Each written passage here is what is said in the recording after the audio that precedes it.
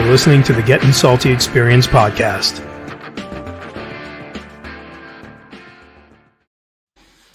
And away we go. Welcome back, gentlemen.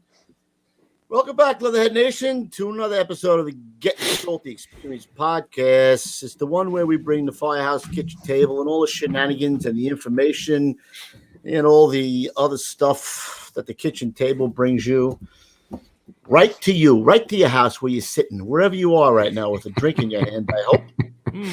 We got a good show for you tonight, fact-filled. A lot of stuff me and Ruffy are learning here in the pre-show. Holy mackerel, I don't know anything. A lot of good stuff. A lot of good stuff. I'll bet you a lot of information that you guys never know either. So without further ado, let me introduce my buddy, my boy. He's got the Getting Salty on tonight, the hat. What up, kid? Looks like a Squad Company 288, or is that a Ladder 103 shirt? What do you got there? 288, the squad. It's called my squad again. You know what I mean?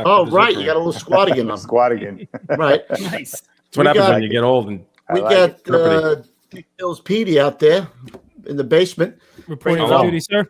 Yeah, there he is. His in-laws aren't home yet, right? They're not back yet? Not yet. He closed on his house. He closed on his house today. Now he's officially homeless. If anybody needs a loan, a loan, right. Go to Pete. 6%. Yeah. No, it was a wonderful day of yelling at the top of my lungs at lawyers. Fantastic day. Yes. I've heard him yell at his kids like that, so it couldn't have been a good time. I can tell you that much. The meatloaf! Yeah. We want it now! Ma, the meatloaf! Fuck! I saw him lose his shit on a camping trip too. When his kid was in a tent at about 1,000 degrees playing on a computer, and Pete lost his shit. Oh, so he doesn't like the heat either. He doesn't like the sweat. No, his kid was hiding in the kid? tent when they weren't allowed to play video games. His tent. We went to camping in July. It had to be 100 degrees in there, and the kid's in there playing a video game. And Pete lost his shit. It was this close to getting that fucking iPad just smashed over my knee. I wanted to do it so bad, man. I have been threatening that for a while. Yep. Yeah. Oh man. Yeah. Well, listen, you go camping, you're not there to play video games. I don't even know why he had it. He snuck it on. He snuck it on the trip. So that was a lovely experience. So anyway, we got a guy who was actually at the 93 bombing. We're going to back in the day today, the 93 bombing. He was actually piloting Rescue 1 that day. Your favorite pal and mine, Old Man River, head of the Del Boca Vista gang, senior dude, Henry James Mollet. Also known as Frank. That's Frank. And the word is Frank. For all my friends out there in Leatherhead Nation, it's good to be back. Hope you're all well. Have you. Nice Frank, what is your middle name, Frank? Gerard. Oh, Gerard. Jerry. Oh, Jerry. Jerry. Golden. Jerry, I'm golden. There you have it. Hello, Gold. Jerry. But Pete, before we get ahead of ourselves, why don't you give the shameless plug? Well, of course, ladies and gentlemen, you know that we are brought to you by GettingSaltyApparel.com. That's right, where you will find very cool stickered up drink mugs like this, Louis' hat there, Kevin's t-shirt, all these cool, wonderful items, guys. The best firefighter apparel and accessories in the game. Head on over to GettingSaltyApparel.com to support us and support the show. We appreciate it. Thank you. All right, so let's turn back the hands a little bit, right? We're not going to talk about the second World Trade Center. We're going to talk about the very first one, which took place in 1993. What's saying? Was it February 26th, 1993. That's a ways back. I'll bet you some guys in the chat were probably born in 1993. I'm going to say there's somewhere born in 93. I got a couple little facts on the Trade Center first. Throw them out there, Ruffy. Backopotamus. So the Trade Center was completed in 1973. The World Trade Center's twin towers loomed over Lower Manhattan at 110 stories each. Although the iconic buildings, which were the tallest in the world before being overtaken by the Sears Tower, they struggled to attract tenants Some 50,000 office workers eventually filled each one of them near capacity. It also had 10,000 visitors a day coming to check out the observation deck on the 107th floor, the windows on the world. There was a fire a few years after, 1975, when a disgruntled custodian set a fire in the North Tower that actually caused millions of dollars in damages, and basically was one of the main reasons why they had sprinklers installed. And let me see here. The last thing I have here. They didn't build it with sprinklers. They installed them after that fire. I mean, I guess not. I don't know how that can be. I don't even. Well, because it was a Port Authority building, I believe it didn't have to meet the city's codes. So bets were off. Back in the 70s, if it wasn't required, remember, everything's about the almighty dollar. So wow, that's crazy. It's quite possible. I don't know. Right. You know, but I know, dude, I was retrofitted with sprinklers. But yeah, that's what it's saying here. Wow. You know, if you remember one of the prior podcasts back when you were in your incipient stages and I was on, we talked about the Schaumburg fire up on 110th Street in Harlem, and that was the same thing. That was built with federal funds. Federal money, right? And I remember talking about that job. Yep. They didn't have to meet the city code, and so the way that garbage chutes were constructed, would have never met the city fire code, and that's how that fire spread and ended up killing 7 people. Wow. So it's not, I thought they were built after that, but 73 they were finished. Wow. Yeah, they were actually done pretty quick too. It wasn't. I don't Not like the Empire State Building, right? No, it wasn't. It wasn't like it wasn't 1 year, but it was a few years. It wasn't like 10 years. All right, And so then- Hank, you come. Go ahead, Ruffy. You got more? No, it just said one other thing here. A decade so later, the government agency that owned the World Trade Center began examining possible terrorist threats, but it ended up ignoring many of its security team's recommendations, including public parking be eliminated or that cars at least be randomly inspected. And, those are where the parking garages below the Trade Center. And also, you were given you kind of given the size up the towers. Remember, the Vista Hotel is in between them and connected them and was main part of where the parking garages was. So that had a big, effect on both bombings. Yeah, so the Trade Center was a bunch of buildings. It wasn't just the Twin Towers, right? It was a bunch of buildings. Mm-hmm. Yeah, well, the 93 was basically, involved the towers, but I believe the main section where the bomb went off was, I believe, below the Vista, maybe closer to Tower 1. By the ramp that went down. When you saw the pictures later. Yeah, I'll bring up the chart when we get into the details. Hank, it says, right, you're right, subterranean level of the Vista hotels below 2 World Trade Center building. Okay. That's what it says. I don't know. All right. So would that be because we didn't know them as 1 and 2, South Tower and North Tower, right? So would that be the South Tower? 2 is the South Tower. 2 is the South Tower? I think that's where our guys were, right? I think 2 was considered the South Tower and one was considered the North Tower. All right, so there's a young Henry Mollet who's in the seat at Rescue 1. You coming for what? You coming for a day tour? You worked the night before? Set it up for us, fella. All right, well, I'll do my best. It's 28 years ago, and if you see me looking down, I do have my cheat sheet here because at my age, it's I have to jot down notes. But good for you. You got no glasses on, so good for you, And fella. a good head of hair, you son of a bitch. Yeah. Look at that. It's all real. It's, a little thin, but it's real.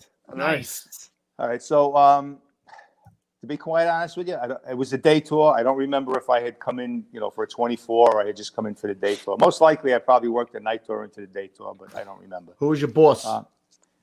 That day, it was Spanky McAllister. So you had Kevin Shea. Well, McAllister was the boss. Right. I was the chauffeur. Kevin Shea, Gary Geidel, Timmy Kelly, and I'll be damned. I don't remember. I think it was Harvey Harrell, but if I had to be like final answer on Jeopardy, I'd say Harvey, but I don't remember who the 5th guy was. I'm sorry. You want to phone a friend? Oh, Hey! But you know what? Call up Timmy Kelly. He might. Correct. He probably remembers. But yeah, call Timmy. But so yeah, that was the day tour. From what I remember, it was February. but it was like it was like the September 11th. It was like a really clear February day. It wasn't like a gray, dreary day. And it says 12:18. The box came in. We turned out of quarters, and where one is, we're very close to the West Side Highway. So I shot down to the West Side Highway, headed south, and as soon as we got on the West Side Highway, you could see a large plume of smoke, up in the air. I believe it came in as a possible transformer explosion. Yeah, that's what Kevin Shea said. They thought it was a transformer explosion. Yeah, and it was, I just remember looking at Spanky and going, that's a lot of fucking smoke for, I mean, transformers give off smoke, but not, Right. I mean, this was like a lot, like, wow, that's a lot of smoke. Hey, back in those days, like I know later on we used to listen to the cops frequency, the SOD, because they would have more up-to-date information than us. Were you guys on the SOD? Did you hear anything coming from Port Authority or any other channels that you were listening to? We didn't have it in the rig. We weren't. So, No? I mean, the box, you gotta remember that. I mean, when that box explosion happened, and I believe 10 and 10, like they might have had guys on the apron and heard it and had, so I mean, FDNY got the box right away. I think they called it dispatches, so it wasn't like anybody had a heads up on FDNY there. So, I mean, we got in a rig and at that point we're just listening, to our radio, trying to, like you're doing your radio size up as you're heading in. Right. And Hank, just to put it into context, right? Like how on the radar was terrorism for the FDNY at the time, and was that even a thought? Zero. Not to my knowledge. I mean, we weren't thinking. I mean, up to that point, the only terrorism that happened in the United States was domestic terrorism. So, I mean, yeah, could it be possible? But it wasn't in my mind going down there. Right. This was the first time that terrorism from other shores, had come to our shores and had attacked us. So, yeah, it wasn't on my mind when I was working, when I was heading down on the 11th, when I heard the plane hit. Yeah, absolutely. It was on my mind. And we'll get into that story why. But not in 93, no, it wasn't on my radar. I don't think it was on anybody's radar. Yeah, I think if I remember, Kevin O'Shea said the same thing. He thought the whole time, even when he was searching, he thought it was a transformer until he started. He still thought it was a transformer when they got there. Yeah. Hey, let me just back it up for a minute there, because I have this information banging around in my head. Mm-hmm. Was 10 and 10 put there for the sole purposes of when the trade centers went up? There wasn't a firehouse there before that, was there? Listen, I that's what I've heard. Do I know that officially? No. But does it make sense? Yeah. Well, I mean, think about There's nothing down there. Right. But, I mean, Lower Manhattan was developing. And now you got, like you said, you had two towers with 50,000 workers a day, 10,000 guests, and a large hotel in between, And then you had the World Financial Center, right? That was there. That was built there. So, I mean, the life hazard that was down there and, was extensive. So, I know some guy that might know who's in the chat. That might be a Chief Kleehouse question. I'm looking right now to see. Chief Jack might know. I don't know. He might. Yeah. So I mean, I don't know. They were organized 1865. But were they there or were they moved? No, one was on Beaver Street, one was on Ann Street. They were located. Let me see here. When did they get moved there? In 84. Fire Spark 857 said 10 and 10 was originally on Ann Street and moved in 84. 84. All right. So that's both of them were on different firehouses. One was on Beaver, one was on Ann. So 84 was still right. Way before. Oh no, right? It's right. It's right after. Actually, it's after that. And listen, the other thing is you got the city's thinking financially too. They're supporting two old firehouses. Right. They can, just like what we've talked about 175, 332. I mean, all over the city, you had single units that were put in newer firehouses, and now they have these properties that are worth a lot of money, so that they can sell them, and and that goes into the coffers. So I mean, I'm sure that had a lot to do, to play. Yeah, Chief Kleehouse is saying the city was built with the World Trade Center, so they probably built an entire city around the Trade Center. So they put 10 and 10 there back then. All right.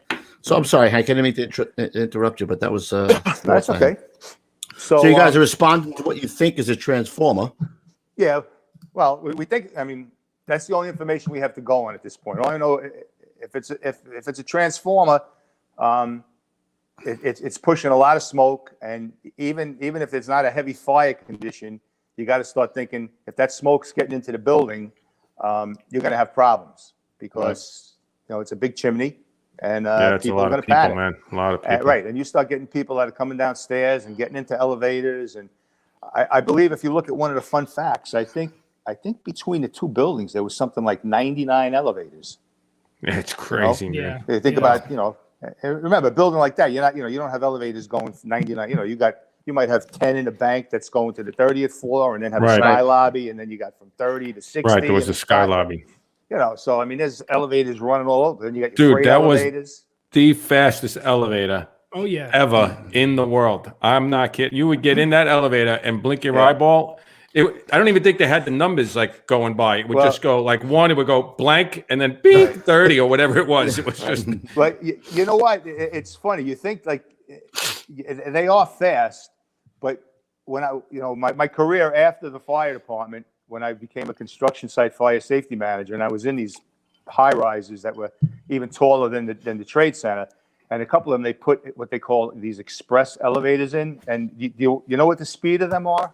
It's really not that fast. It seems like it's going faster. It's 17 miles an hour. But you're vertically doing right. That's pretty fast, though, bro. 17 miles an hour is pretty fast. Going straight in one straight line. The numbers go by, bing, bing, bing. Yeah. I remember them swaying too. They had a little bit of a bop to them. You know what I mean? That every high rise that's built, Pete, has sway, and at the top of them, they're a counterbalance weight. Some of them have not just the buildings, but in the elevators. Right. Oh man, that did not inspire confidence. That's because the buildings sway and the elevators sway. They actually have safeties in them that if there's too much sway, they'll shut down. It doesn't happen very often, but interesting. So, oh yeah, I didn't like being at the top of that building for a lot of reasons, but man. So all right, so you pull up, Hanky. You give the 1084.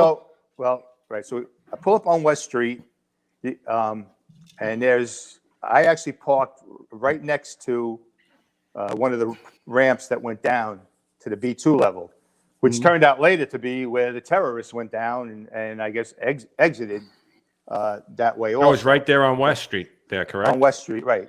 And that actually became, later on, the site for the command post for the whole operation where our rig was. And Richard One's rig was like, to go to one runs rig, that's where the command post is. So I park. Now you look, and there was, at the street level, there was overhead doors that I guess were also for the parking, and there was heavy smoke pushing out of there. So now Spanky and the guys, get out of Spanky gets off, the guys get out of the back of the rig, they're gone. So now I'm the chauffeur, I had, I'm driving, and at that point we didn't have, we weren't in bunker gear yet. So I'm trying to think. No, we weren't. We were. I think we had just gotten bunker gear. Yeah. Because I'm pretty sure. I thought 94 they got it. Maybe you guys might have got it on the pilot program. I'm pretty sure we had bunker gear on. Yeah. But I didn't. So I had my, I could drive with the boots and the bunker pants, but I didn't drive with the coat on. The coat was, the chauffeur, you had to go to the back compartment where your mask was. So I would have my coat there and, my tools. So I go to the back of the rig. I'm getting dressed. As I'm getting dressed, a guy comes up to me, like around my age at that point, in his 30s, and he tells me who he is. I'm pretty sure it was a Harlem truck company. He was off duty. He goes, "Can I give you a hand?" So I'm like, "Well, I don't have any gear for you, but if you want, you help me out with the search rope." So now we start walking, and I'm going to try to radio Spanky. As I do, a worker comes up from the B2 level up that ramp, like dazed, covered with soot, and he sees me and he sees the rig and he goes, "There's people down there that need help," and then he just wanders off. So now I'm like, I'm trying to get Spanky on the radio, and I tell him, "Listen, I just had a worker come up from the B2 level, says there's people down there. I'm heading down there to see what I can do." So I go down. The off-duty brother comes down with me, and as we walk in, at first it wasn't. It was like where we were going in. It was kind of like a medium smoke condition, and then I see blood on the ground, So now it's like there's like a blood trail. So I'm thinking, well, somebody must have come out or somebody got hurt. And, either way, I'm going to try to, find this blood trail, because where this guy came from, maybe that's where these people are that he's talking about. So I keep walking down. The smoke's getting thicker. And this off-duty guy got a mask, or he didn't even no, got a he mask? doesn't have a mask at this point. So now it's getting. Well, he's from Harlem. Don't worry. Well, believe me, he was hanging in there. He was, like any of us would have tried. He was taking a feed, and at one point I was, I just told him, listen, forget it, So he tried to hang in, but at some point he had to bail because it was just getting. He'll turn into a victim. You got to be dragging him out. There wasn't by any chance, was it this guy here? I'm curious. No, that's Ray. No. Yeah, I know. All right. That's Fat Daddy and Hicks there. No, never mind. Never mind. I just wanted to double Shaggy. If it was, I would have kept him there as an anchor just to tie the rope to. But no. Hey, Hank, what was the noise like? Was there car alarms going off? Was it really noisy? Was it quiet? Like, what was happening? All right. So now again, you got to remember that you're talking about a massive scenario here, of which I had no idea at that point what the magnitude was of what was going on here. Still didn't know it was a bomb. All I know is I got a pretty good smoke condition here. Very little. No, I don't see any fire. Really, no heat at that point, but just really heavy smoke.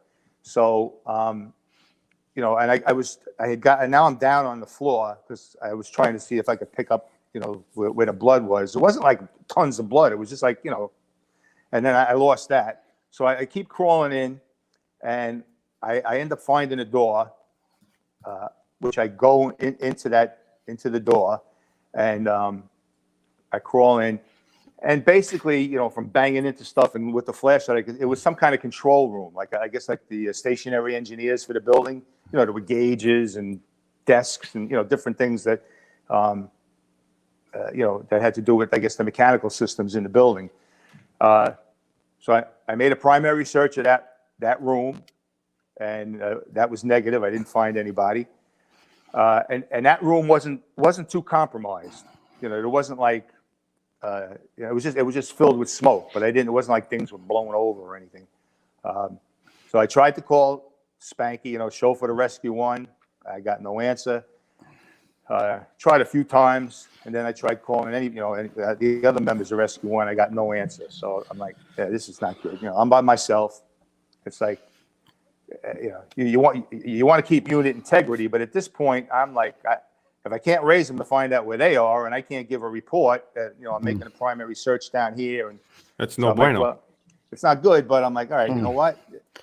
I seem to be in an area where people would have been that were working in the building. So I'm like, at this point, and from the guy coming out and telling me there's people down there, I got to assume I got to continue. So I hit, I'm back on my knees, and I'm crawling down the hallway again. Smoke, no heat. So you're not actually in the parking, or you're not in with cars. You're like in a different area. Yes and no, and that's where I'm getting to now. So now I'm crawling down the hallway, and now I'm starting to have debris. Cinder blocks and some debris and stuff that's laying down. And I figure, all right, I'm getting closer to something. Wherever something happened, I'm getting closer to it. So I crawl, and then I'm down this hallway, and then boom, I can't crawl any further. Everything's down. Like the cinder blocks and his ceiling, the shit is just, it's a mountain. Holy shit. I can't get by it. So now I'm like, bafangu, So now I'm at a dead end. What am I going to do? So now I crawl back, and on my way back, there's another little hallway. So I crawl into that hallway, and as I do that, there's a metal butt door that's laying, boom, it's laying on the ground. So I go into where the door was, and now I'm starting to feel some heat. Tremendous amount of smoke. So I start crawling in. I'm crawling over debris, and now as I'm crawling in, I'm hitting like some tables, like it might have been like lunchroom tables or something. And now as I'm crawling, it's metal lockers. Like I guess like people like maybe I'm figuring the people that work there. Like a break room with the lockers in there. Yeah, exactly. So now I'm crawling over lockers, and I'm trying to make a search to see if there's anybody in the rubble. I don't see anybody. Moving what I could, and then this is where it gets like really weird. I crawl, and now and to answer your question before, I'm hearing lots of noises. I'm hearing like water running. I'm hearing like steam hissing. And just, I don't even remember if there were car alarms. I'll be honest with you. There might have been car alarms going off, but it was just like surreal. That's the only way I could explain it. It was very surreal. And then I crawl, and then all of a sudden I stop because there's nothing there. There's no floor, nothing. And I'm looking, and like what I'm looking at, my brain is not processing. I can't. It's like it does not compute because it looks like I'm looking into the gates of hell. It's like a movie because all I see is smoke everywhere, and I'm looking down into this crater that's really deep, and then I'm looking across, and through the smoke I could see like there's a line of fire, and then there's smoke, and then there's a line of fire. And then and then there's smoke, and then there's a line of fire. So is that what a pancake down, like no? What it turned out, and it took me a while, like to figure all this out. That was the crater itself was approximately 100 feet by 200 feet. So right. I'm looking across at the part about 100 feet, and what it was the you got to remember this. I think the parking garage held like 1,000 or 2,000 cars. So those were the cars that were burning on each level. On the floors? Each floor? Yeah, each floor. And I mean, think about it. We've all been to car fire. Think about the amount of smoke that one car, a good car fire, generates with the tires. In a garage. The oil. Right. Now, I mean, there had to be multiplied by 150, hundreds. 200 cars. Not every car, but there had to be 150, 200 cars burning in this interior of this building.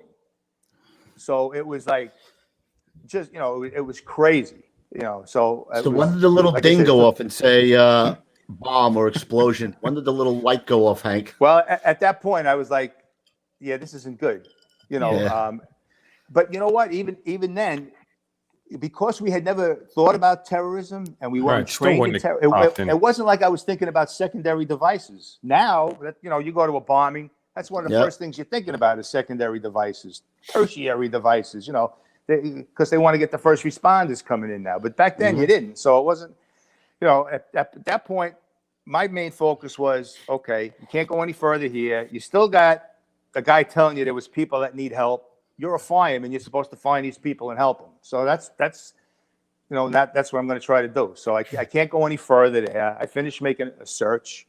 Again, I make a search in that room. I try to get on the radio. No answer. I'm calling, show for the rescue. No answer. Show for the OV. Show for. Now you got to remember, at this point, I had no idea that Kevin had fallen because we were in different. Right. Even though I was at the crater at that point. Which way did he go, Hank? I believe they went in on the street level. There was the parking garage. There was heavy smoke pushing out, and I even think the doors might have been compromised. Like showing some damage. So they went right into those doors where I went. And down the ramp. I went down the ramp. So we were separated. I don't know how far. He might have been on the other side of the crater where he fell. With a. So he fell in. He fell anywhere in that crater that you were looking at, the 100 by 200 hole. He fell down there. Correct. And I had, it wasn't like I saw or heard anybody where I was. So they might have been, 100 feet, to the other end of the crater. And with all you got to remember, with this explosion, you had, it compromised the whole. Thank God it wasn't a fire up above because it compromised the standpipe system. So that the brothers would have had some trouble getting water up in the building.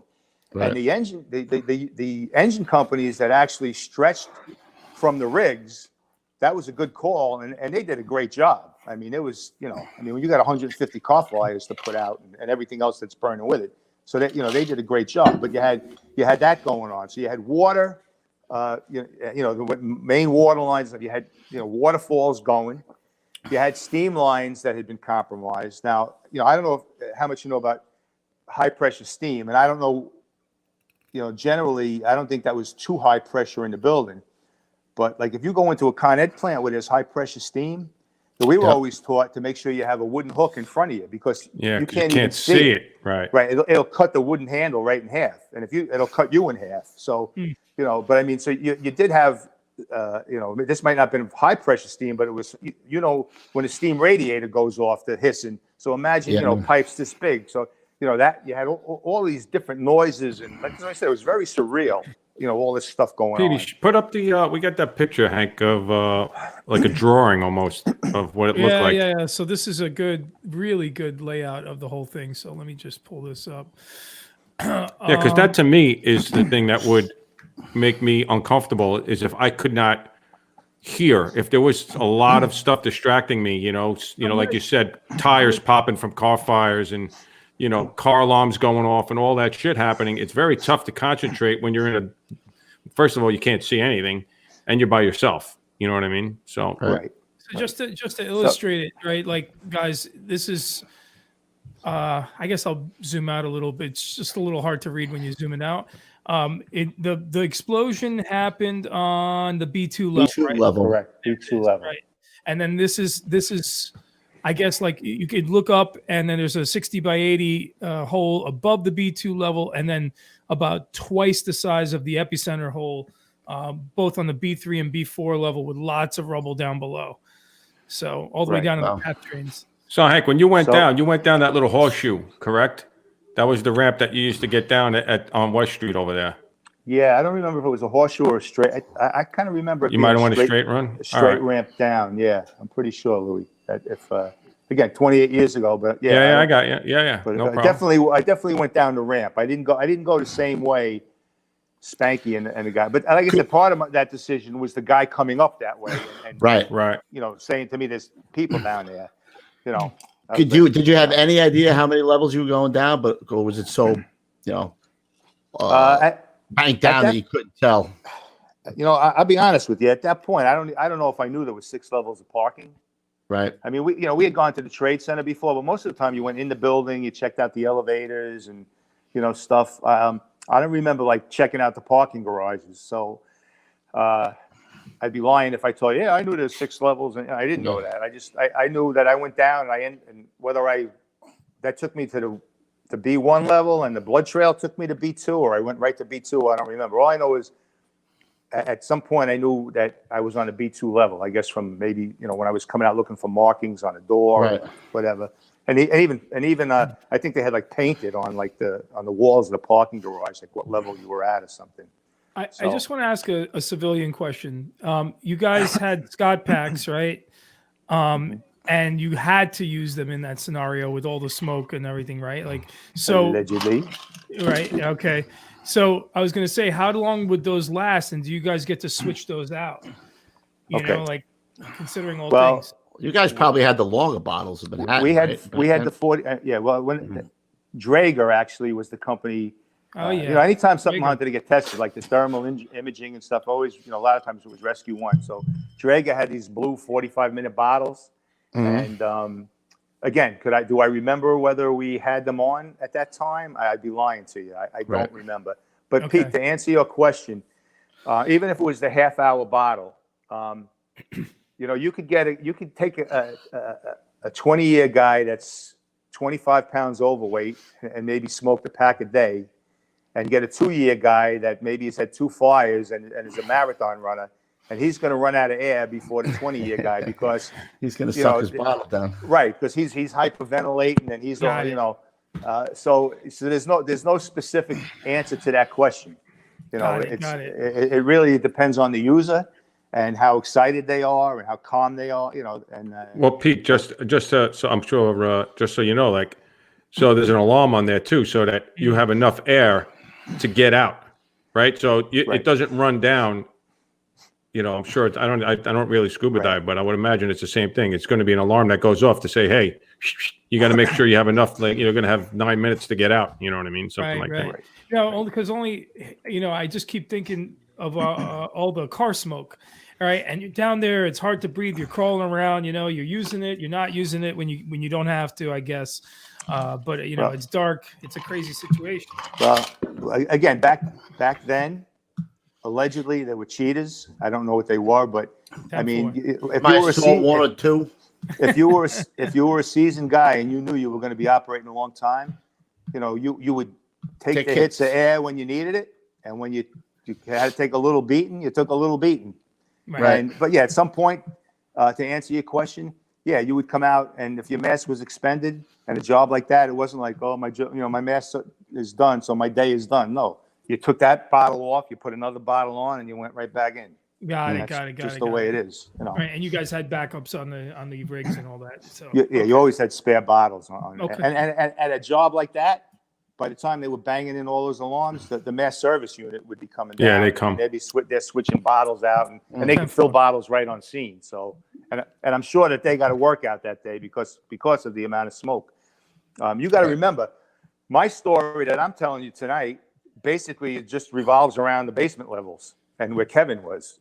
Is the basement levels. There was Herculean efforts that were going on in that building. I mean, if you start reading there were numerous people trapped in numerous elevators. Guys were they were walking up 30, 40, 50 stories. They were getting reports of people with cardiac arrest, bringing resuscitators up, forcing doors on elevators and getting 10, 12 people out of elevators. So, I mean, this wasn't like the story of just one unit. There was I think when this thing was over, I don't know how many companies got unit citations and stuff because it was like Herculean efforts that went on there. It really, right. Six people died, but it could have been hundreds of people, obviously. Right. If not more. 6 people died, and I think over 1,000 injured. Right. And they evacuated 50,000 people, man. Right. And it's a lot you of people. Remember, I mean, that the lobby in those towers were like 40-foot ceilings, and the smoke was banked down to like the floor. Yeah. Wow. So, and what is it? What's the elevator shafts? What are the stairs? I mean, they're chimneys. Yep. So when you got a zillion cars burning under here, pushing smoke up into, I can't believe you didn't lose more people in the elevator. And where do people run into? The elevators and the stairs, man. I can't believe you didn't lose more people in those elevators. Yeah. Right. So that's what I'm saying. I just wanted to not to. We never got into this here a little bit. I just want to, for people who don't know all this stuff. So basically, the guys who did this, they loaded their homemade bomb. It weighed 1,200 pounds into a yellow Ford van that they had rented from Ryder in New Jersey. Mm-hmm. 2 of them then crossed the Hudson River into Manhattan, made their way south to the World Trade Center, entered the basement parking garage between the North Tower and a hotel, parked in an illegal spot on the ramp, and then lit 4 20-foot fuses, got into a car that had trailed them and sped off. So I didn't know that they lit. I didn't know they lit fuses too. I thought it would be some kind of mechanical or something. Electronic ignition. Yeah. Wow. I guess, again, you're talking 28 years ago. So maybe, that was like the old, Roadrunner cartoons, Acme bomb. Yeah, right. Light it, and off it went. But and the leader of these scumbags was leader of these scumbags was Ramzi Youssef. He got 240 years. He should have got 240 ass beatings. One of the great moments of this, though, is that when they caught this guy, it's because a New York the NYPD detective found the VIN, a piece of the VIN number from the blown up Ryder truck, exactly, and then they traced it back to there. Then they traced it back to them and found bomb making material residue on the paperwork that they had filed, which I think, Hank, you were telling me that's in the museum somewhere, that paperwork. Yes, because it's the the World Trade Center Museum. They have an area, I believe, that's dedicated to the '93 bombing, and they actually have the rental agreement from the van, along with a piece of the van door that was salvaged in the museum. So when they went in there, the FBI rolled up these dudes, and they just led them to like a shack that they had that they were making these bombs in, or this bomb in rather. And then a bunch of them had ran off to Jordan and Pakistan, and then they were later caught in like 1995 and then brought to justice. But Who was the yeah, guy who came back to get the money? Like there was a refund. Salame is his name. Yeah. Salameh. So yeah, Right. he was the I idiot. believe that's how you pronounce it, Salome. Yeah. So, Osama. right. Well, so if you want, so do you want me now to continue on that? Yes, continue. Yeah, go. Riveting. All right. So at this point, I'm like, okay, you made your search. You can't go out any further. Can't get anybody on the radio. So let's continue searching while we're down here. So I get back out where the door goes, and I now go in the opposite direction that I came from, and still pretty smoky. Some heat, not a lot of heat, no visible fire where I am, but I'm crawling, and there's debris, a lot of cinder block and ceiling materials, but I could pass at that point. And as I'm crawling, the debris is getting heavier, and now it's getting to like piles. And all of a sudden, I come to what appears to be an elevator lobby that I guess came down to the parking garages. And I could see with my light that the elevator looked like it was there. The doors were gone, debris all over the place. And then as I'm looking in the debris, there's a hand with Oh shit. and it appears to be a woman's hand, because I remember like jewelry or something, something that gave me the clue that it was a woman. And I'm trying to move debris. I'm trying to feel for a pulse. I don't get a pulse. I'm pushing debris. Now I'm by myself. I got no, really don't have any tools that I'm going to be able to. I mean, I'm doing better with my hand. I'm on the radio again. Show for the rescue. No answer. Show for the command post. No answer. I'm calling everybody and their mother. I'm not getting an answer. I'm frustrated. I'm like, I don't have any medical supplies. I'd like, I don't want to. If I leave, am I going to find my way back here to tell somebody where this body is? Right. So I'm really frustrated. I keep digging, keep trying to radio. All of a sudden, corner of my ear, I'm hearing some voices. So now I'm like, at the man, I'm yelling, "Yo, who's out there?" And I yelled a couple of times, and then I said, I yelled, "Brothers, yeah, we're over here." So there were some of the brothers, I guess, what it turned out to be, I didn't know at this point. And it's always good when you see a familiar face. So as a few brothers made it over to me, I remember that his name was Lieutenant Woods. And I didn't know him up until a few months prior. He had covered a tour in Rescue 1, and I drove him.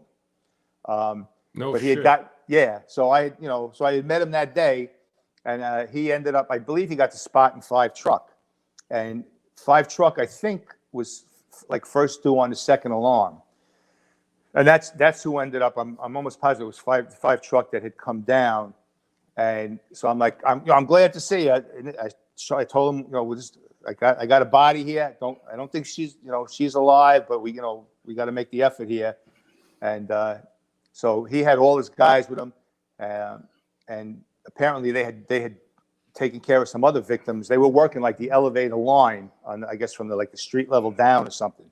So luckily they were able to make it down to where I was, and I was glad to see them. So at that point, I'm kind of feeling, Lieutenant, and everybody's starting to, dig, and then a couple of minutes later, because I said to him, "Listen, I got to find my company. You got this, yeah." So as I turn around to try to go out, Rescue 2 shows up, and I'm almost, if I had to do final answer, I'm pretty sure it was Terry Hatton was working that day, and I believe Terry had come down. And, I told him, "Listen, this is what they got, 5 trucks there." And I put him with them. And I think they ended up, extricating her. And she ended up, that was one of the 6 people that ended up dying. She was the only female. I think it was 1 female and 5 males. Pregnant. And I think she was pregnant. Yeah, I was going to say that. I think she was pregnant. And I guess she had I guess was trying to get out, or she was coming down when the bomb went off. And unfortunately the elevator was at that level, and it caught Monica Rodriguez Smith and her unborn child. Right. Yes. Yeah. So, hey, what was the visibility? Was it zero? Was it close to zero? Was it? It really depended, Kev, where you are. Like I said, you made a turn in one hallway, you couldn't see anything. You made a turn in another hallway, and you had some visibility. And then the further you got, and those, because when you go into basement levels, it's like a maze. You don't have those wide open spaces. So in areas where I guess the walls hadn't been compromised and the doors weren't compromised, it was holding the smoke out, and obviously the smoke, was going to go out, and it was taking the path of least resistance. It was going out the open bay doors, it was going out the ramps, and it was going up into the lobbies of the building. So it really depended where you are. Certain areas I went, it was pretty visible. Some were medium visibility, and some was very heavy. The heaviest was like when I went into that locker room, and it was just tons of smoke, but when you had the fires burn, and you could still make out certain things, but it was heavy smoke condition. So now at that point, I'm like, you got to remember, we're not into this 5 minutes. We're into this now 45 minutes, an hour. So now I'm like, all right, that's being taken care of. I got to make my way out to try to find my company. They're probably wondering where the hell I am, and I'm wondering where they are, and I want to get some unit integrity here. I'm figuring they're up in the building doing some spectacular stuff, and I'm, I'm like, all right, what am I doing here? I got my thumb somewhere. So I find my way back, and I finally make it back to the ramp.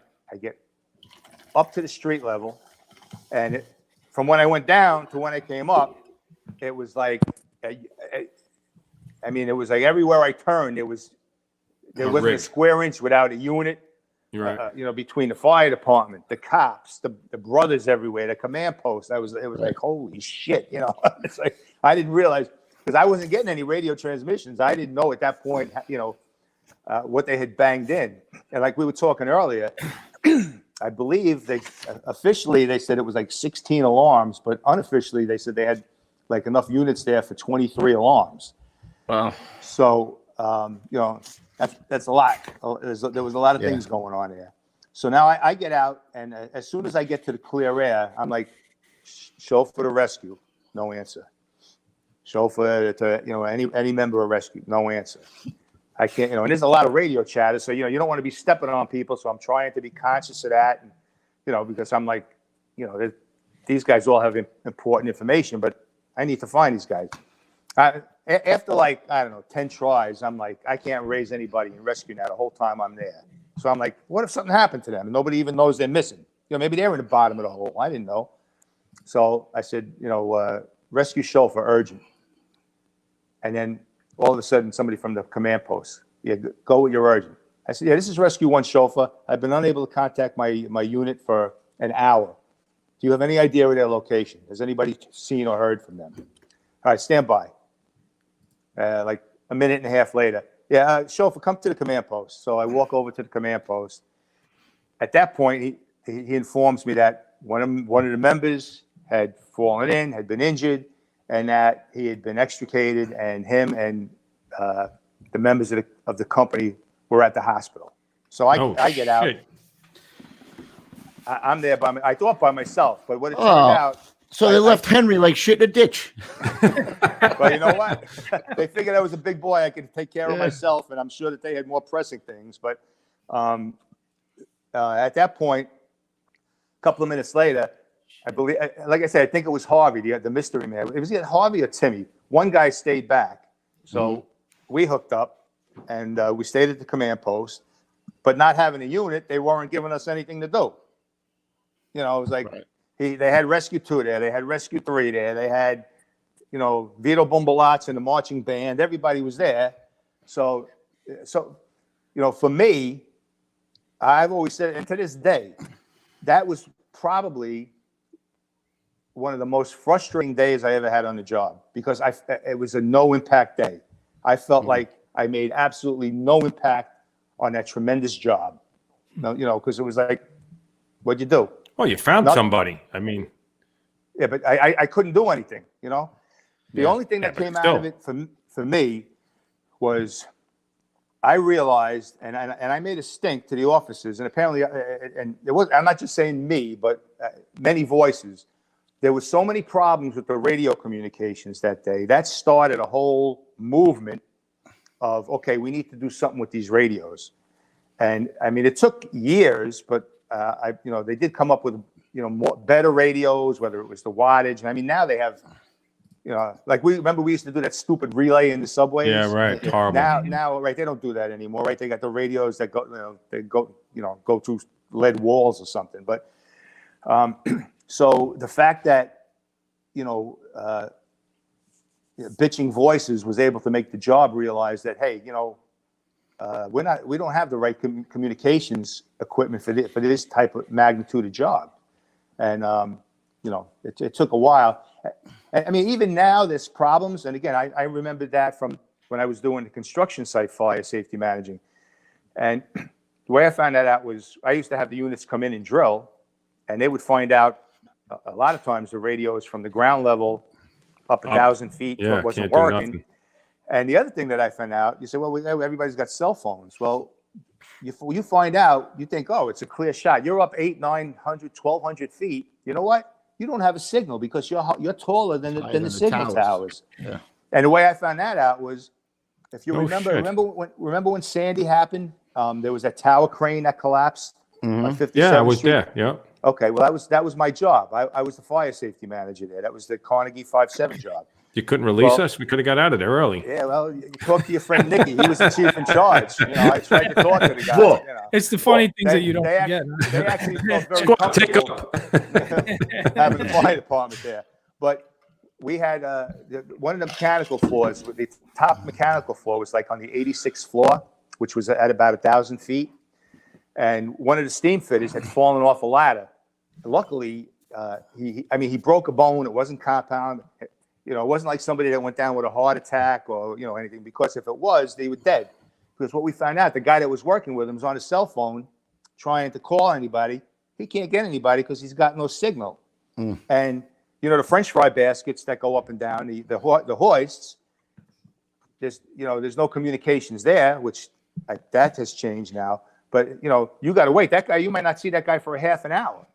So they had to wait until the French fry basket came up. He got the operating engineer to get on his radio when he got down to get help, and they had to get an ambulance to get this guy out. But that woke everybody up to, hey, there's a problem here. Right. No telephone signal, no your handy talkie that type wasn't working. So they're still trying to figure stuff out. I was just going to say, well, that didn't really change much in 2001. Was it better? No, sucked. No, it still sucked. But I'm saying, I think now in every high rise, I think they're retrofitting them with some type of like a repeater or something, we'll call right? it a repeater, but it's not a repeater, but something where you get a signal. And I know with the construction guys, they even have Wi-Fi's put in like every 10 floors so they can get different signals. But also, somebody in the chat way earlier mentioned that everyone is going encrypted later this year, so there won't be any scanners or all the buffs are going to have a heart attack because they're changing it again to an encrypted channel for both PD and for FDNY. What does that mean? Meaning you if it's encrypted, it's not public anymore, right? Like, so because you guys are public servants, technically that's why we as citizens had the ability to listen in on the scanners. But encrypted means just like an encrypted email. No one can get into it. No one can break into it. And it's for OPSEC, operational security, right? For both the well, that makes sense. PD and the FDNY. Somewhat. Right. It does. But it's a bummer. I don't know if it's just me, but I listen to the scanners once in a while, and I've been hearing a lot less traffic over the scanners lately. Hey, Hank, when we first went online, didn't we used to bump up to a different channel if there was a big operation going on? Wouldn't we go up like a channel or two, Roofy?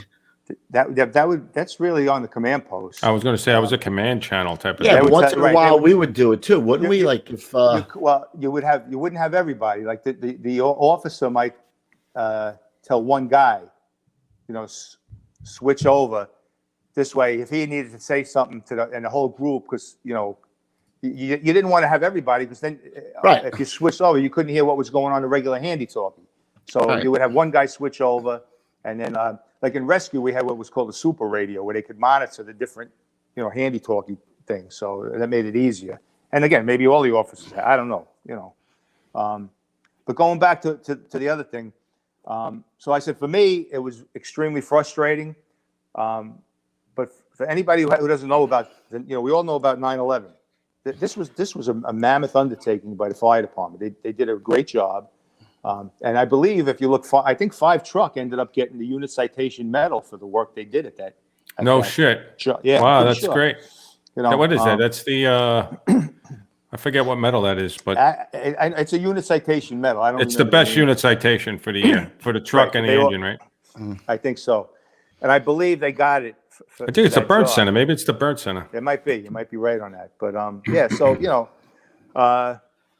So like I said, a lot of the stories we get, guys, there's a lot of heroic things going on. For me at this job, it was just, it was kind of like very frustrating, and Oh, you could have fell in a hole. Oh, the rookie just beat me to it. It was right here. You know what's really scary, Hank? It's almost like we're like a married couple. It's almost really God, bad. The guy, every time I open my mouth, the guy's like, So- "Shit, come on! I was gonna say that. Come on." So if I can, I mean, if you, unless you want to throw out some more facts, so we still could, but I had told you I'd like to pay homage to Ronnie Bucca a little bit. No, Yeah, let's I get like to it. that, Ties because into I'm this going to tell bonding. you what, these guys probably didn't hear any of this, Hank. This is the spot Okay. we were talking about that. We had no idea.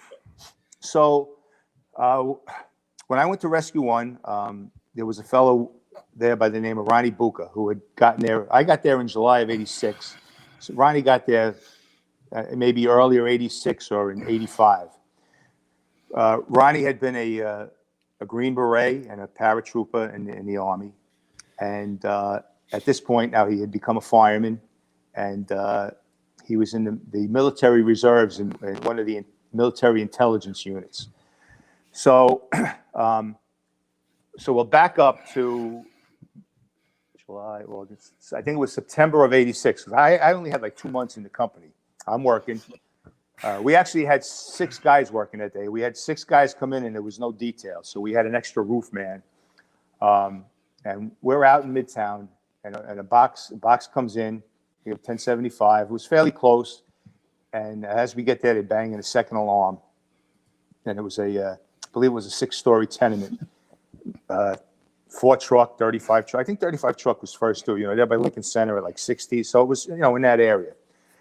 So, obviously we get off. Everybody goes to their positions.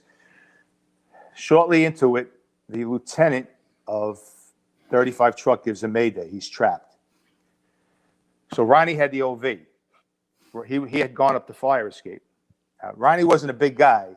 I mean, he was a tough cookie, very wiry, but it wasn't like he had a lot of bully beef. So he gets up, I believe it was the 5th floor. He's trying to, now the lieutenant is supposedly trapped in the fire apartment, in the next apartment from where he's trying to get in. So he as he gets up there, he encounters a scissor gate, which, in any of the boroughs in New York, there's a good chance you're gonna have a scissor gate on a fire escape, because you're more worried about the bad guy getting in than you are worried about getting out of the fire. So what are you taught? You got to attack the hinge side, because you're not going to get the lock on the inside with anything. So he has the Halligan, and he gets it into the hinge side, and he's prying and he's prying and he's prying, and all of a sudden it pops. But when it pops, he had put so much force into it, he went ass over tea kettle over the railing from the 5th floor. Wow. So now he takes the express down 5 floors. Come on. As fate would have it, and we only found this out afterwards from talking to the super of the building, about 2 weeks earlier, they had put new lighting, like for security, like spotlights in the courtyard of this tenement. And right where Ronnie fell, they had there was a piece of 3/4 inch tubing which they put across the alleyway. Oh my to God! get the wire from one side to the other. So when Ronnie went down, he went back first, and Ronnie was always squared away. So you know how some guys, you wouldn't buckle your strap on your waist strap and stuff. His waist strap was always buckled, and everything was tight and squared away. So when he went down, his Scott mask hit that 3/4 inch conduit. It bent like a V. He spun around and hit the ground, but it kind of went down, spun him Took around. all his force, and then kind of enough of it that he didn't die. Right, exactly. So the next thing we hear, somebody, I think from the roof, reporting that there's a member down in the rear courtyard. So that's scary, man. Right. So now I'm Mr. Riley was working. So Mr. Riley always had the irons, and I was the junior guy, so I had the can. So me and Mr. Riley go down, and then I think Lieutenant Cassani was working. He ends up going down, and we see that it's our guy. Now I get to him. Now you got to remember at that point we didn't have the bunker gear. So when we get to Ronnie, he's laying on the ground, and he's face down now. Holy shit! But his feet are face up. Oh no! So it looks like both. So it looks Oh like my his. God. So it looks like his legs are both busted and facing the wrong way. So like, holy shit! So we're like, all right, don't move him. We're getting telling the radio what we need. He's conscious. We're talking to him. Long story short, thank God, the impact when he hit the ground. We had the rubber boots. He hit so hard that Popped his boots off. Popped the boots and spun him around. Holy Christ! Holy Christ! Right. So now, Oh my I mean, God. he didn't get away unscathed. He ended up breaking his back. He fractured some Jeez. vertebrae in his back from the impact, and then when he came around, he fractured his kneecaps. So Ronnie was out. We thought we'd never see him come back, but that wasn't the way Ronnie was. Ronnie was a tough character, and he worked too hard to become a fireman. So, 14, 15 months later, he does his therapy and stuff. He comes back to full duty. Okay, so now he's working. But I guess in time, and we could see it after. His body was just too broken up that he really couldn't do what he did. Right. But again, he wasn't ready to. He could have cashed it in and got his disability and everything, but that wasn't him. So he studied and he became a marshal. Okay, so now he's a fire marshal. So we fast forward to the '93 bombing. So now you've heard my story. We're at the command post. At this point, now we're hanging out, frustrated. They tell us that the night crew's coming in. They got the division van or whatever. So night crew comes in, kind of fill them in on what's going on, what we know. The officers at the command post. I'm frustrated. I just want to get the hell out of there because at this point, I'm like, I was beside myself. So we get in the van, go back to quarters. We get back to quarters, and then Ronnie shows up. I guess he was working as a fire marshal. So he sits down. He's having a cup of coffee with us, and from his military intelligence background, he tells us, "Listen, there's a group called Al Qaeda."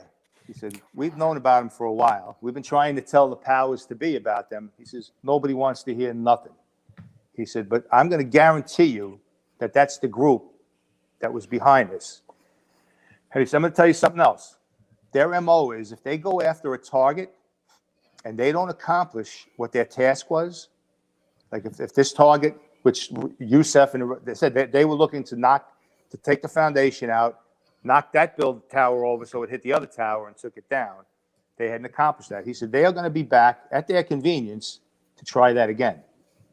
Okay, and I always remember that. So fast forward now to 9/11.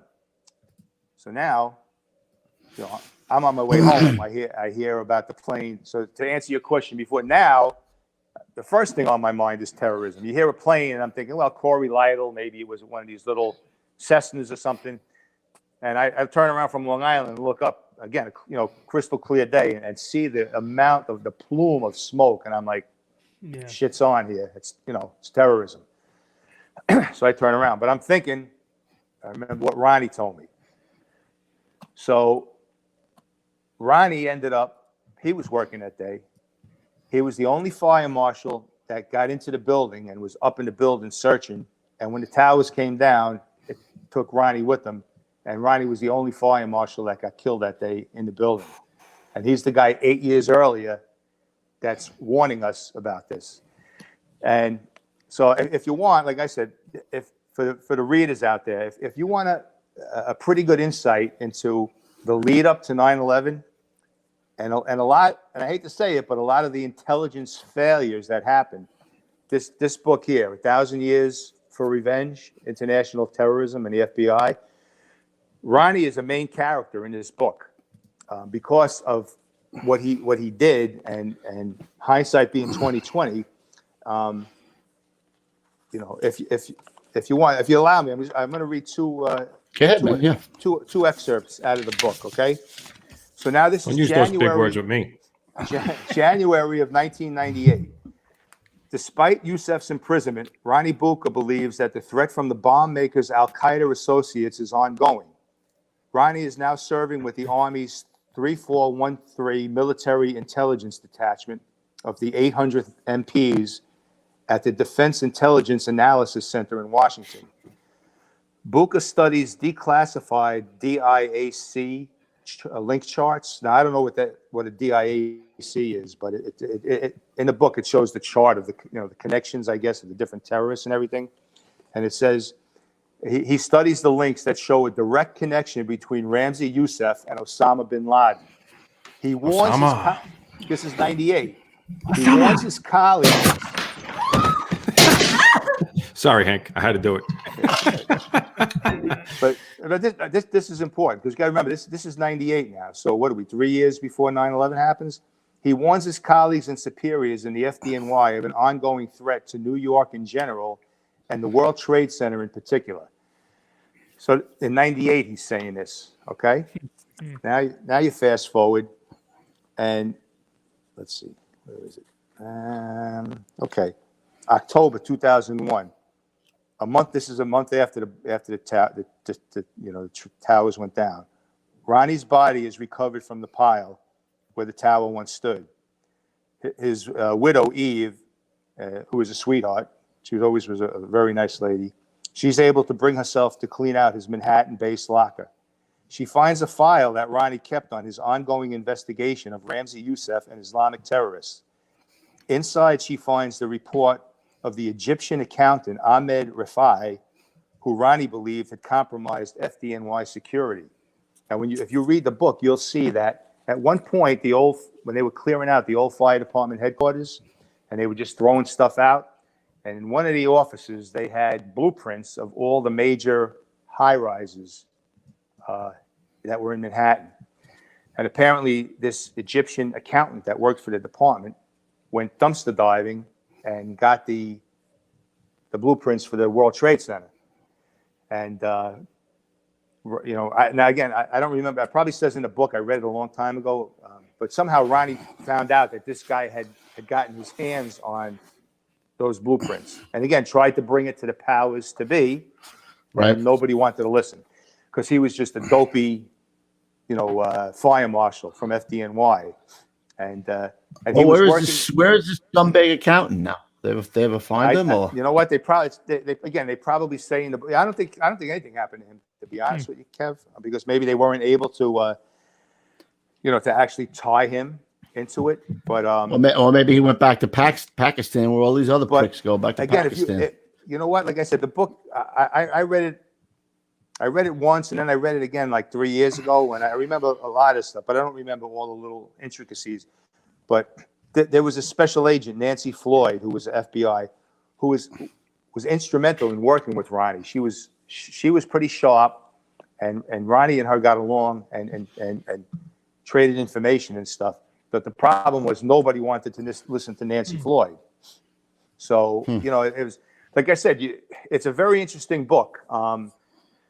And, I believe and I hope that the intelligence failures that happened here have been corrected between the different agencies and with cooperation. Well, that was part of it, right, Hank? They weren't sharing information, these guys.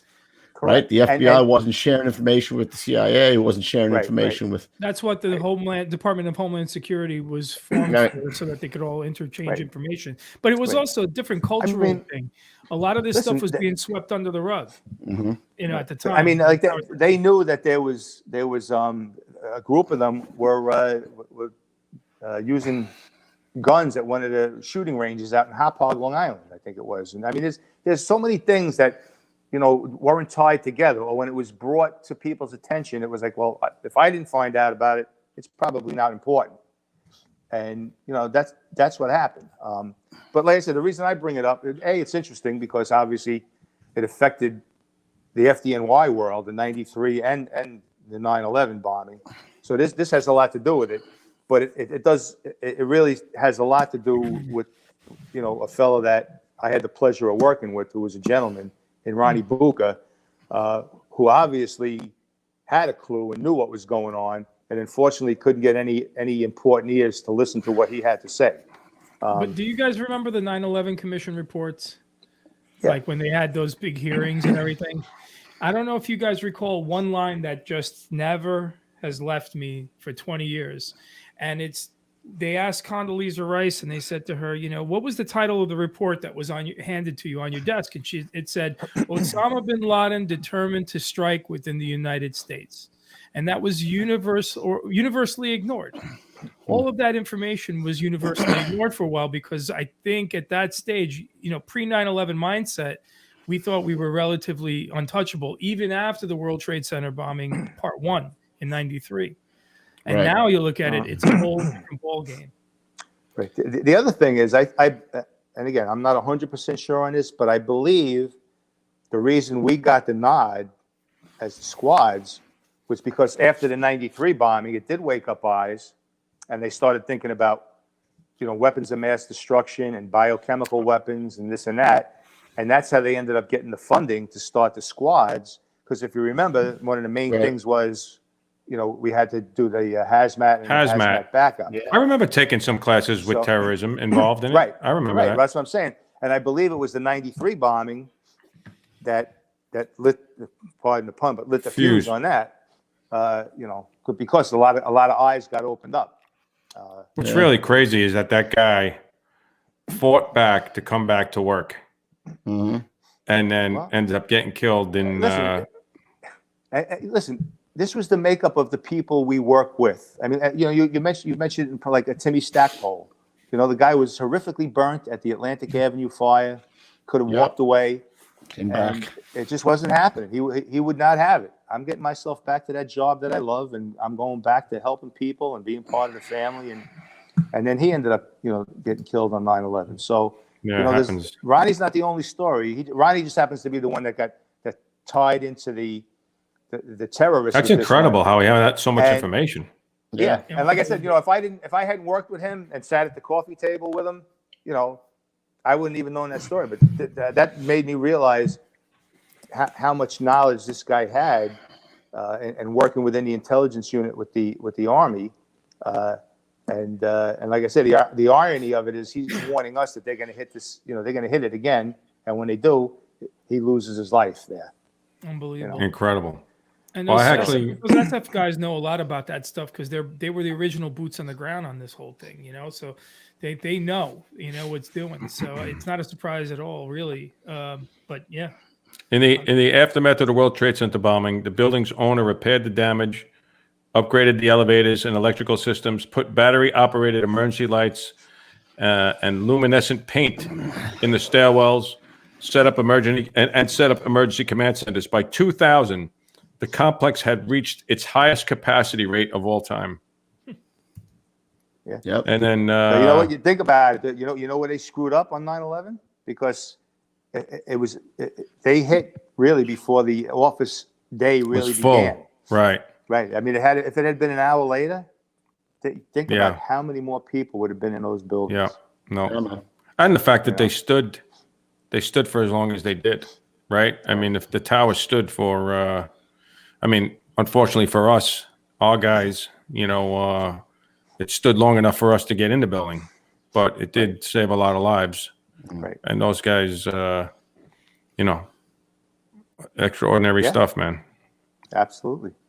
And unfortunately, a lot was learned about curtain wall construction. Like I said, if you look at the way they built the Freedom Tower, the bottom floors are bomb shelters, and the construction going up, I'm sure it was engineered to take, the type of hit that the tower took. Yep. I'm sure the insulation is different. I'm sure the steel is Right. wrapped differently. In the end, that was what it was. It was the insulation that blew off. Right. Like I said, you look at the Trade Center. An engineering marvel. Expansive floors with no columns coming down to take up space, but you had all the I-beams with the sprayed on popcorn insulation. Yeah, in a normal fire that's going to protect it, but now you have a plane that's a bomb explodes and it blows the popcorn insulation. What happens? Now you got a beam, you got fire, direct impingement. You only need 1,100 degrees before the steel starts softening. And now each floor, they estimated each floor to be 2 million pounds.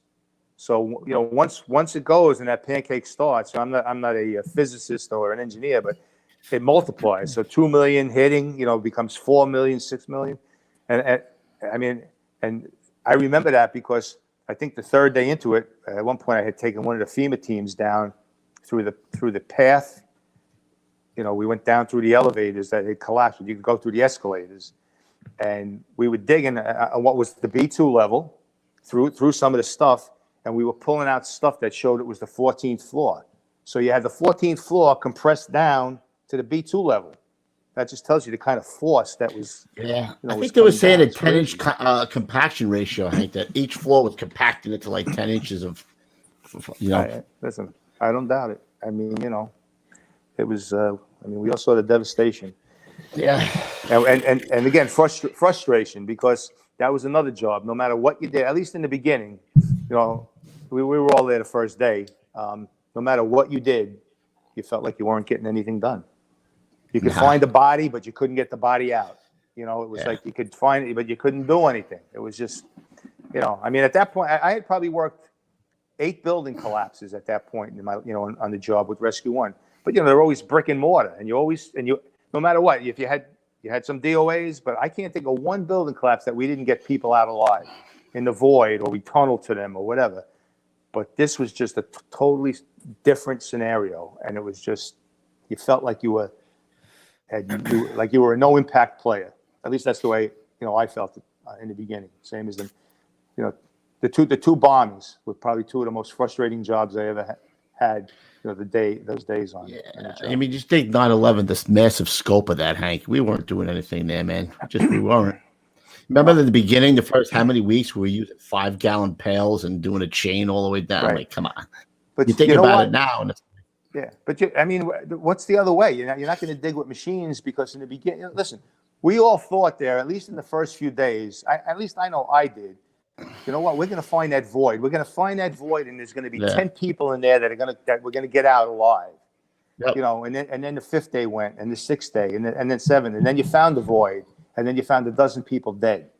Yeah. And then it was, and then after a while, you just, you knew that there was, the illusions of grandeur were gone, and now it was just a matter of, all right, we got to find the bodies to bring them back to their families so they can have some closure, and that's, and that's what we did, because that's what we had to do. But it was, it just changed the whole mindset, and that's why, towards the very end, that's, when they were using the machines, because it was like, if those iron workers, if they didn't have the iron workers there, we'd still be there. Those iron workers were something else, man. They really were. Right, they were great. The torches, the tools. We had it too, but listen. Everybody did great things there. The FEMA teams that came in, they did, with the searching, and the teams with the dogs, and even the Red Cross teams that set up the shanties for us. We had, you had to eat, you had to drink, right? The Uncle Ben's bus with the rice bowls. Right. It was just everybody pitched in. Right, and even my old man was down there feeding everybody, because his company's corporate dining, and they were in the towers, so they set up a food station, sandwiches and everything. And I just remember New York at the time. and not just you guys, like first responders, everyone wanted to do something. Remember how many flags were out, and it's because listen, you know. It was extremely humbling experience, and I know we're off the '93 bombing, we're into 9/11, but I mean, you could remember when you were driving in with your rig to work, or when you were Cheering, driving back. everyone was cheering, clapping. Right? It was like lined up. Right, they were lined up with waving the flag and cheering. I mean, it was. I was one of them, dude. Unfortunately, you know what? Guys. Unfortunately, it took an attack on this country to bring everybody together to have that kind of feeling. Where we were one country united, and that was a great feeling. I mean, you went back to remember you didn't go back to the firehouse. There were people waiting outside the apparatus doors with trays of cookies, chicken parmesan, flowers, cards. They wanted to hug you. They whatever you needed. Corporations. I remember over at Fantasy Island, Roosevelt Sock, that first couple of nights that I spent there, pallets were coming in from Carhartt with the jeans. I forget, the work boots were coming in, underwear, toothpaste. I mean, you name it. It was just, it was unbelievable. Yeah. It took that to bring the country together. And, hopefully we don't. Yeah, no, I agree, Hank. I don't mean to cut you off, but McVeigh was saying it's amazing that we didn't lose anybody after the fact. How many months we were there and what we were doing. And yeah, well, hey, I remember like the second and third day in some of the areas where they sent us, where there was the stuff hanging. I mean, the fingers. I remember working under the fingers. Right. And actually, the 93 bombing, that's one of the things that you were asking. I remember when I was at the edge a couple of times, like pieces of concrete and stuff ended up falling, because it was compromised. And this was just on a grander scale than 9/11. But, you remember we would have to put, extension ladders across debris to walk to get from one point across to the other. A gully. And then you had the stuff hanging over you. And then, do you remember about 2 or 3 weeks into it when they ended up bringing that huge crane? Trolley. But they had the crane where they were putting us up. The South Tower, it was like a 7-story pile of debris. Right. And they were putting us up like 4 at a time.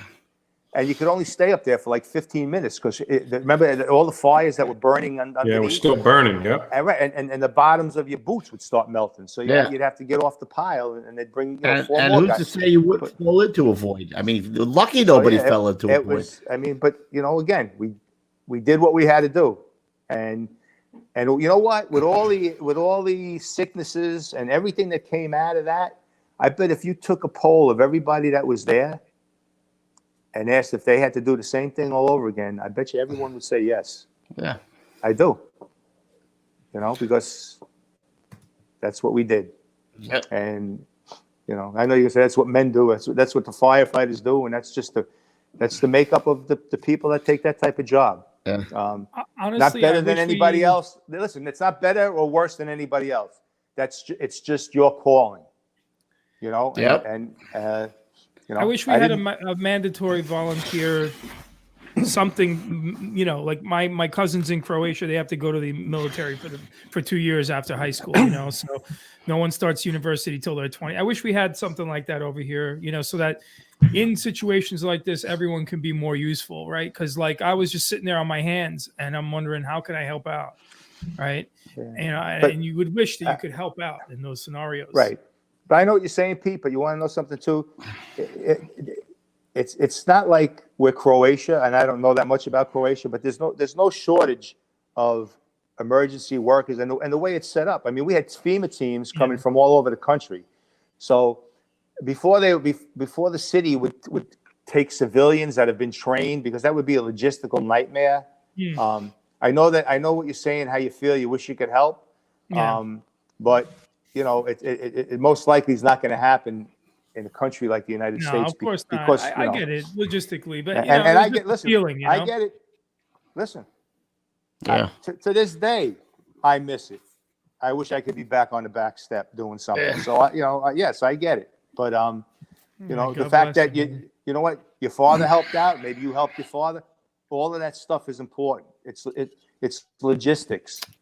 And you can't have people operating without the support. So with all those little things, whether it's cooking a meal, bringing well wishes, or you're the one getting down and dirty on the pile. It takes everybody to make it work. Hey, Tilly's in the Tilly chat. Geidel? Yeah. Okay. I don't have the chat up here, so what is she saying? Yeah. I mean, Thank you She for was searching. saying thank you for searching. You know, she's Yeah, man. Oh. Yeah. I know, and I said her dad was there that day. I remember when we were talking about the Watt Street fire. I had in the chat, I told her I was working with her dad that day, and her dad and I ended up at the time we didn't even know, but it was Jimmy Young on the second floor. We ended up getting, we didn't even know it was a fireman at that point, but we ended up bringing him down before we went back up to get to where Captain Dren and Chris Seidenberg were. But You said he was working for the 93 bombing too, right? yeah, he was the one yeah, who I said he was working in rescued, 90. Yeah. Yeah, a lot of times we were in the Shay. same, Kevin in the Shay, same right. groups, right? Like I said, it was Shay, Geidel, Kelly, me, and McAllister was the officer. I just don't remember the fifth guy. I said I think it was Harvey Harrell, but I'm not 100% sure. Double H. And Harvey Harvey, Harrell. as you know, he's another guy that Harvey. lost. I'm not him and his brother. Both He was friend in Harvey. he was in Rescue Lieutenant. 5, right? I think, yeah. Well, when Harvey became, He was a great lieutenant- guy. I like right, that guy. Right, he was a I character. like and that guy. And his brother Steve was a lieutenant, and both of them got killed at that day at the Trade Center. So All right, we got to move. We got to. Just an interesting tidbit. I don't know if you heard, Marty Selleck. He got killed in 77 or 78 when I believe that the fire escape or the building came down and he was in the bucket and it ripped the bucket off the building. Well, Harvey's wife Rachel was engaged to Marty Selleck. Oh my goodness gracious! When he got killed. So fast forward, she ends up meeting Harvey. That poor woman. Who was a fireman. Harvey and Rachel get married. They have, I think, 2 beautiful daughters. And then she ends up losing Harvey on 9/11. Wow. That's incredible. So, I mean, there are so many of these stories out there that guys don't know, but That's incredible. Like, the heartache that she went through It's amazing. is unimaginable. Yep. So, All right. So, all right. Great job there, seeing you, dude. Nice insight. Thank you, Hank. I never heard that story, actually. I mean, I don't think I ever remember hearing it in as much detail as I have just tonight. Listen, it's my pleasure. Like I said, you know what? I enjoy being here because it makes me feel I'm still a part of the fire service. And if I have some knowledge, or if anything I said, if it was one tidbit that one of these young guys picked up on, I know maybe not tonight, but on some of the other ones, it makes my day because, when you have a lot of experience and a lot of knowledge and you sit at home and there's nobody to give it to, that's frustrating too. Listen, I told you. That's when I had. You know what the plan is. You know what the plan is. I know, but it's coming. It's not like when you guys showed up with your minds full of sponges, and I had these young guys that all wanted to learn. That was great. It was great, and I miss it. So the platform that you give me here, as much as it makes the show, it helps me. It really does. I enjoy it, and it fills a void there. So I appreciate it. And we're going to get you in bed before 10 o'clock. Look at that. I already missed my sponge bath, but it's time for the full body. I think Ray might have fell asleep in the chat. He might be snoring somewhere. I don't know. Christ. So let me know when you're ready to do the shout outs, because I have one that I need to do today. Go ahead. Go ahead. You go first. Okay, so my shout out is, although I ended up my career in Squad 288, I did do almost 12 years in Rescue 1. And today, March 8th, is the anniversary of Rescue 1. It was established March 8th, 1915. So it's a happy birthday and anniversary to Rescue 1, 106. And a shout out and a remembrance to all the members who have served through Rescue 1 and all the members who have given the supreme sacrifice from Rescue 1. I want to shout out to them. Great Very job. nice, Hank. Salute. Okay. Nice. Salute. How about you, Louis? You got any? Well, I just have Thursday. We have Lieutenant Dan Buckite. So he was a 124 Tonka truck guy and became lieutenant. He bounced around the 14th. He ended up getting the spot in 154. Just incredible fireman. I ran into him, worked with him. MacGyver. He's the MacGyver. He was a MacGyver. So I'm sure he's going to have some good, rug stories. Probably a guy who probably should have been in SOC at some point. but stayed in the truck there and was a real salty dude, man. So I think it'll be a good show. Now, you know what? I never really met the man, but his reputation precedes him. I know when, when I got to 288 and I really didn't know that much about Queens, when you asked about the different areas, his name was always brought up as, top notch. So I look forward to hearing his story. His son is the same exact way, man. Great guy. And the ironic thing is where I lived in Belmore, his son bought the house right down the street from my house. Is that right? Anymore, but his son lives right down. Oh, he's such a gentleman too. Such a great guy. Mm-hmm. Excellent. So, So it should be a good show. I got a shout out. It's a very unfortunate one. Patrick O'Connor reached out to me on Facebook. It seems that they had a 21-year-old kid, Peyton Morse, from Lafargeville Fire Department, achieved his lifelong dream of being a fireman, and during one of the evolutions, he went into cardiac arrest, and they said he's in really bad shape. 21 years old. So let's keep the prayers going for him. Unfortunately, hope the boy pulls out of it. What do you got, Pete? You got anything, buddy? I do have one. A couple shows back, Bryson Dykes lost his partner, his buddy, and he asked us to give him a shout out. And he just said, hey, man, I passed on the love that you all showed my buddy's widow, and she really appreciated the love and prayers. Can you pass that back along? And here I am passing it back along. So, as silly as it seems, a lot of people really hang on these shout outs, and we appreciate all of you guys out there watching. And we appreciate the Brotherhood. So, and also their family. So apparently she got word and made her feel a little bit better in this rough time of hers. So there it is. Okay. All right. So like we said before, we're not done with Hank Molay. We got something big coming up. Petey and Lou, what I'm talking about. It's in the pipe where we'll be able to sap that knowledge right from that brain. Yeah, we're going to go up to senior dude here and go, hey, Moose, Rocco, help the judge find his checkbook, will you? Frank. All right, Frankie Molay. Listen, I know who I'm dealing with. Yeah. We didn't say nothing about paying you. We said we're going to get you. Car. Yeah, I know. I a couple of those mugs would be nice, whatever. Just, whatever. Maybe we'll send you something. I don't need anything. Believe me. Like I said, I appreciate the fact that I'm on. Like I said, that to me, that's worthy enough. I enjoy it. Hopefully the people out there, enjoy it too. They're all thanking you, Frank. Oh, shit. I'll never live that down for the rest of my life. All right. So we got Moish. Thanks, Moish. Yeah. Nice. All right. So, Petey, take us out. Take us out. Okay, you crazy kids. Well, guys, if you're watching us here now, head on over to iTunes Podcast, Spotify, or wherever fine audio podcasts are found, because we want you to subscribe to us there. It's free. Number one, you can listen to it when you're on your way to a job, when you're on your way to the gym, when you're at the gym, whatever you want to do. Head on over there. Subscribe. Why not? Boom.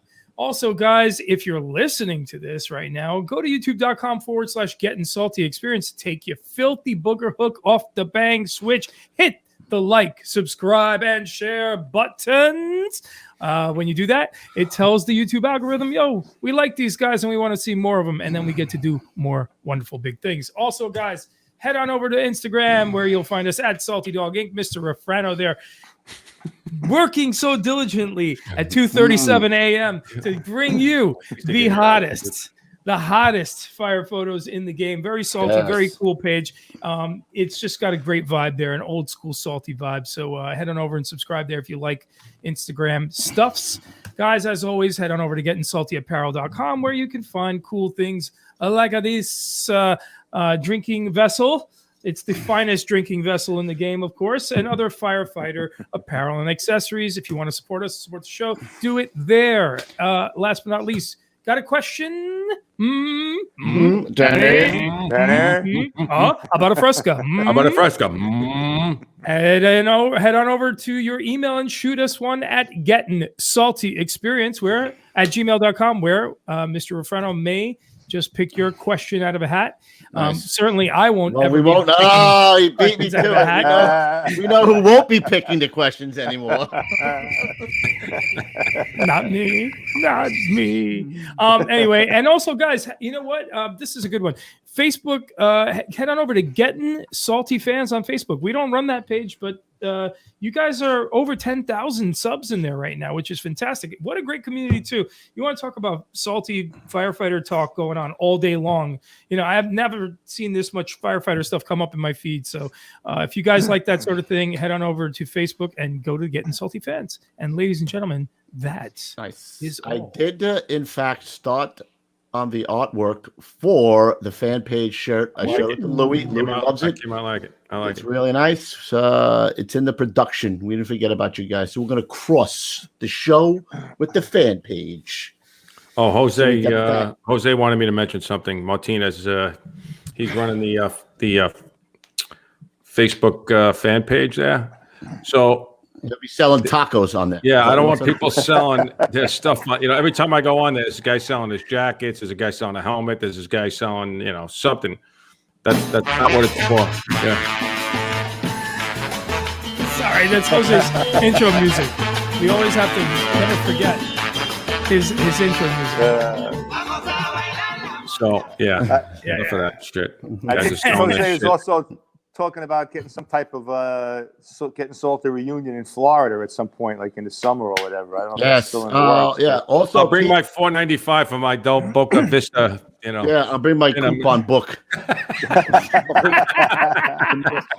Also, listen, guys. Also, Doesn't work here. anybody who's ever worked with John Vigiano, we're doing a new segment. So if you've worked with him, you have a story, a 2-minute story, email it to the Getting Salty Experience podcast, and in the description, just put Vigiano. A video of yourself. A video of yourself, 2 minutes, about 2 minutes of an interesting story or something you want to say about him. Send it over there, and we're going to put together a show. And that's all I got. Nice. Oh, also Chief Downey. He'll be the next guy. So if you have a story about Chief Downey as well, send that out there and put in the description, put the Downey show. That's it. That's all I There should got. be no lack of material for those two. Oh that's my for sure. goodness. No. Yep. Sweet. I talked to Warren Fuchs. I talked to Bobby gonna be Gallione. good. Everybody. I talked to Mark Gregory, 176. So Right. we should have a lot of guys. Man. Seems like everybody's excited. So I think it'll be a good show. Yep. It's going to be a new segment. Maybe we'll call it the Legends or something. I don't know, like that. All right. That's all I great. got. All right, fellas. Okay. Stay low and go. Hank, thanks for coming on, buddy. I'll talk to you My tomorrow. pleasure. Good night, Leatherheads. Be safe. You, dude. Thank you very much. We'll see you at the big one, everybody. Cheers, brothers. And